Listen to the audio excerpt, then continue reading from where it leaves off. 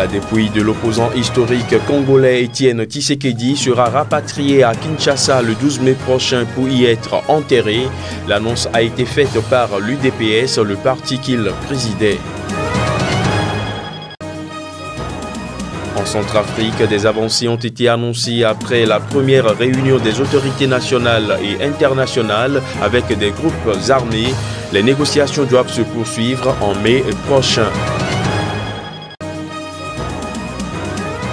Et puis au Népal, 2 ans après le séisme de 2015, de nombreuses victimes ont vu leurs blessures se transformer en handicap sérieux, faute d'un système de santé publique à la hauteur.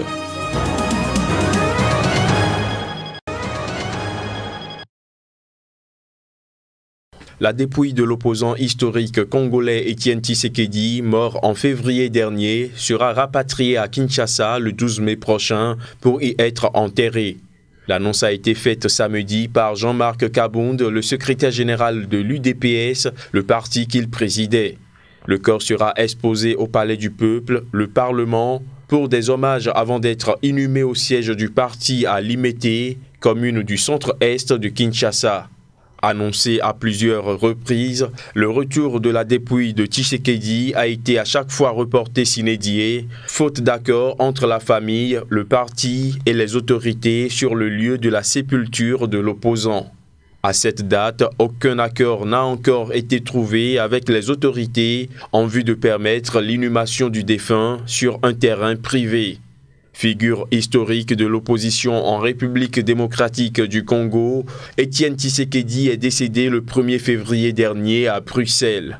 Son décès en pleine discussion sur la mise en œuvre d'un accord de partage du pouvoir signé le 31 décembre entre la majorité et l'opposition a contribué à ajouter à la confusion politique dans le pays.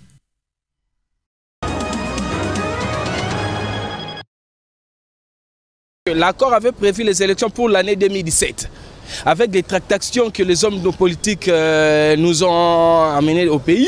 Donc je ne vois pas vraiment sur le plan social la population se retrouver par rapport à ce gouvernement. D'ailleurs, tel que vous le savez, c'est un gouvernement qui est sur le fond d'une crise.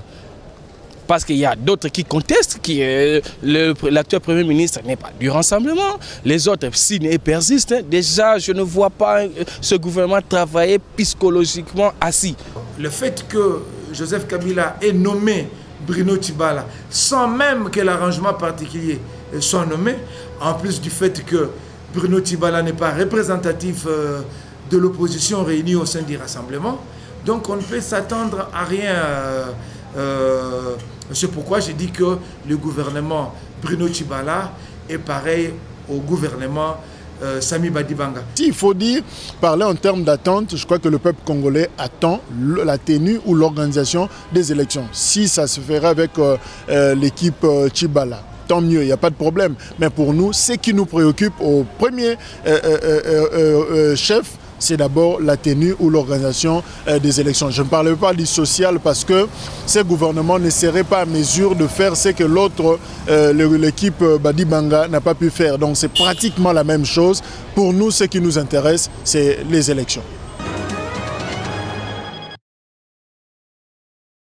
La réunion entre les groupes armés et le gouvernement centrafricain a connu de grandes avancées. Ces négociations organisées sous l'égide de l'ONU ont eu lieu en fin de semaine à Bangui pour accélérer le désarmement des milices responsables de nombreuses exactions. S'inscrivant dans le programme de désarmement, démobilisation, réinsertion DDR, ces assises sont une première. Le gouvernement s'est assis à la même table que l'ensemble des groupes armés dans le pays. Comme avancée principale ressortie de cette concertation, la rédaction du plan national du DDR avec les détails des étapes de la mise en œuvre du projet. La prochaine réunion du comité consultatif de suivi du DDR se tiendra du 25 au 27 mai prochain. Le DDR est désormais financé et chiffré à 45 millions de dollars, un montant débloqué par la Banque mondiale, l'ONU et le gouvernement centrafricain est destiné au désarmement des combattants et à la réinsertion de 5 000 d'entre eux dans la vie civile. La Centrafrique, notons-le au passage, est l'un des pays les plus pauvres du monde et qui connaît, selon l'ONU, une recrudescence de la violence depuis septembre 2016.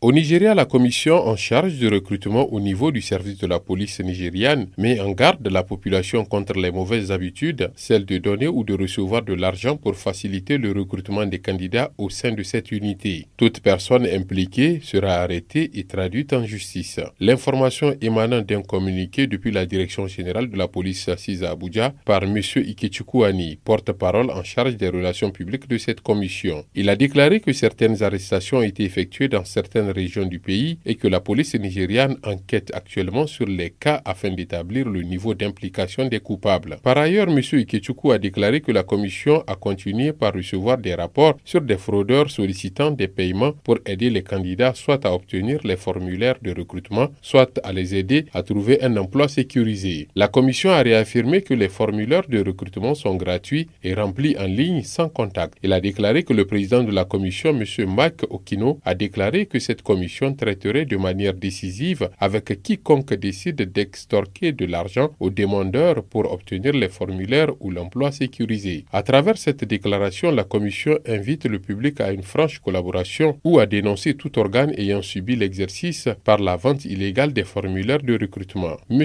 Mike Okino a déclaré que la commission s'était engagée à s'acquitter de cette obligation constitutionnelle dans le cadre du recrutement de 10 000 policiers conformément aux directives du président Muhammadu Buhari à la satisfaction des Nigérians.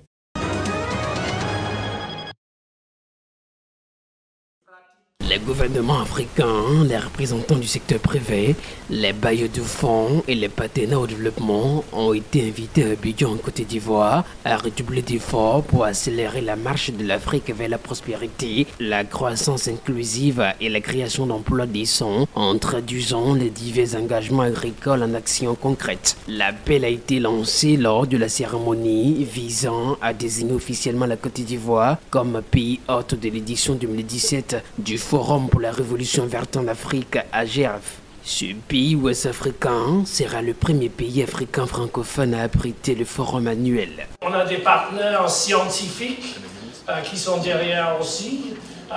Il y a le BAD, il y a l'Union africaine. Alors c'est vraiment un partnership entre ces organisations qui amène le AGRF. Et comme le président a dit, l'année dernière, on a vu beaucoup on a eu 30 milliards de dollars qui étaient committés, qui étaient sur l'agriculture.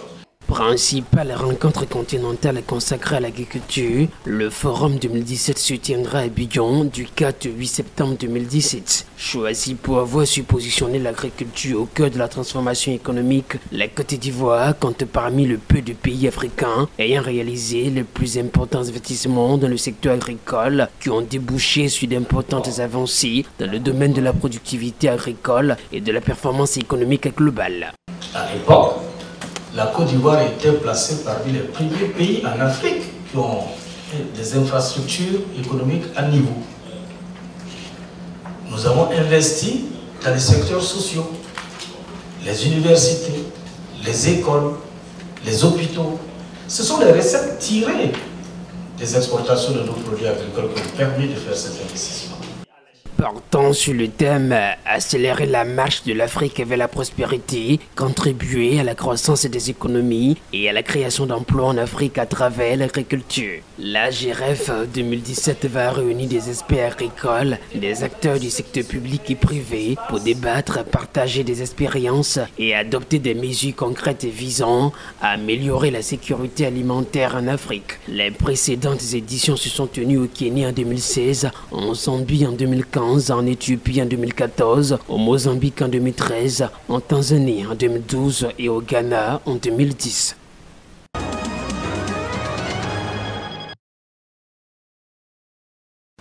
Dans les aéroports, ces scènes sont devenues banales.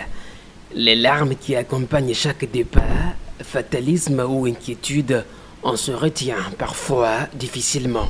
Mais ce jour, Ariane était pleine d'espoir de voir sa fille Dominique, atteinte d'une malformation sévère au niveau du dos, franchir les dernières barrières de sécurité pour un voyage vers les États-Unis. 2 mois après, Ariane revient à l'aéroport Félix Houphouët-Boigny d'Abidjan pour accueillir Dominique, fruit du miracle opéré par l'ONG Children's Hope d'Abidjan et des médecins américains basés à Atlanta. À la découverte de l'enfant, l'émotion envahit les cœurs. Je ne pensais pas que vraiment j'allais avoir ma fille comme ça. Et aujourd'hui, je ne sais pas. C'est vraiment miraculeux. La mère ainsi que le père de la petite miraculeuse semblent avoir découvert l'infinie gratitude de leur bienfaiteur. Ma fille, je ne sais pas ce que je dois dire, quel mot je dois utiliser pour dire merci à l'ONG et merci aux Américains pour ce qu'ils ont fait pour moi.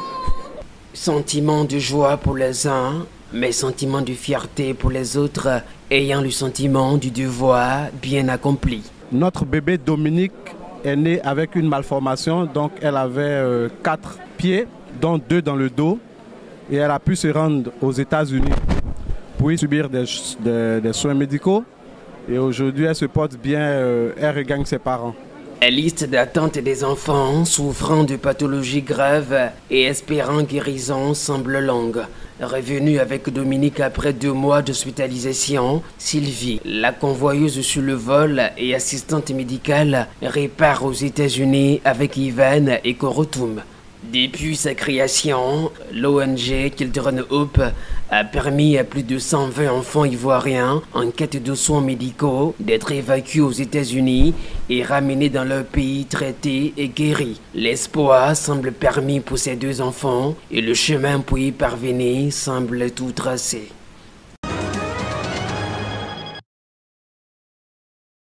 Nous sommes les représentants du peuple. Nous devons absolument interpeller le ministre des Affaires étrangères pour qu'il vienne un peu nous éclairer dans l'interne. Et ça, c'est très important. Il doit nous expliquer comment est-ce que ce marché a été attribué à cette société. Et puis, le contrat, le contour du contrat, il faut que ça soit clair. Donc, il faut qu'il soit interpellé au niveau du Parlement et dans un bref délai. Ce n'est qu'après la rencontre avec les autres organisations de la civile que nous pourrions mettre en place des stratégies, des actions de plaidoyer, des actions de dénonciation. Nous allons saisir les procureurs officiellement pour qu'ils puissent enquêter sur toutes les personnes qui y ont commencé à amasser cet argent pour que de justice soit faite, pour que ces gens-là retournent l'argent auprès des Congolais, des citoyens congolais, parce que la RDC a besoin de cet argent pour effectivement financer des projets socio-économiques.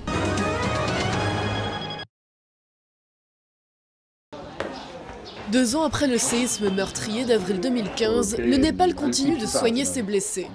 Cette clinique, aménagée dans l'urgence à l'époque, n'a jamais cessé de fonctionner. On avait une salle de conférence, sans lit, sans rien. J'ai commencé à recevoir des patients par terre. Ensuite, j'ai ramené quelques matelas de chez moi et on a commencé comme ça.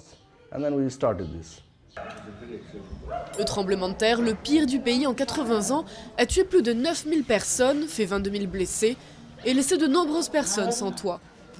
Le système de santé népalais, déjà défaillant avant le séisme, a été complètement dépassé.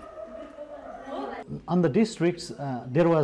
n'y avait pas d'infrastructure pour faire de la rééducation ou des opérations dans la plupart des endroits touchés par le séisme. Donc juste après, les personnes qui avaient besoin de rééducation n'ont pas pu en bénéficier et ont souffert de raideurs articulaires ou de plaies infectées. Cet homme a contracté le tétanos à cause d'une simple coupure à la cheville pendant le tremblement de terre. Aujourd'hui, Krishna est paralysé. Il était guide en montagne avant la catastrophe.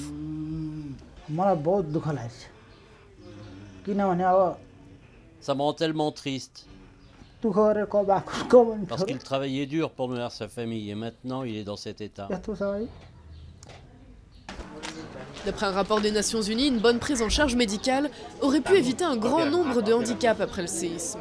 Aujourd'hui, ce sont des organismes privés et des ONG étrangères qui assurent le suivi des blessés.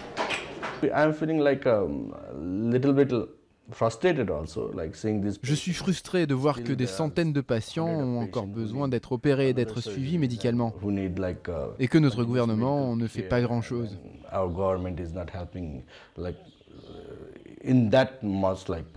3000 personnes seraient aujourd'hui handicapées de façon permanente à cause du séisme. Le gouvernement népalais promet des aides financières supplémentaires. En attendant, la clinique de Samrat est l'une des rares du pays à traiter des patients gratuitement, dans la durée. Elle est financée uniquement par des dons.